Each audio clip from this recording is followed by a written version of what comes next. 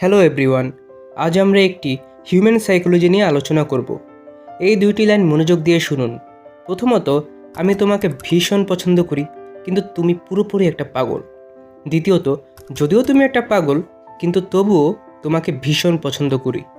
খেয়াল করুন, দুটি বাক্য একই ধরনের, তবে দ্বিতীয় বাক্য আপনার কাছে শুনতে ভালো লাগবে। এর কারণ রিসেন্সি ইফেক্ট। বলা হয়ে থাকে যে ইনফরমেশন যত ছোট হবে, সবশেষে পাওয়া ইনফরমেশনটি ব্রেনের কাছে অধিক গুরুত্বপূর্ণ মনে হবে, আর ইনফরমেশন যত বড় হবে তার ক্ষেত্রে প্রযোজ্য প্রাইমেসি ইফেক্ট। উদাহরণস্বরূপ, ইন্টারভিউ দিতে আসা দুইজন পার্সনের মধ্যে যে কোনো একজনকে আপনার চয়েস করতে হবে, যেখানে পার্সন এ স্মার্ট, পরিশ্রমী, শৃঙ্খলাবদ্ধ, মেজাজি, অহংকারী, এবং পার্সন বি মেজাজি, অহংকারী, স্মার্ট, পরিশ্রমী, শৃঙ্খলাবদ্ধ। তাহলে আপনি কাকে চয়েস করবেন? অবশ্যই প্রথম ব্যক্তিকে।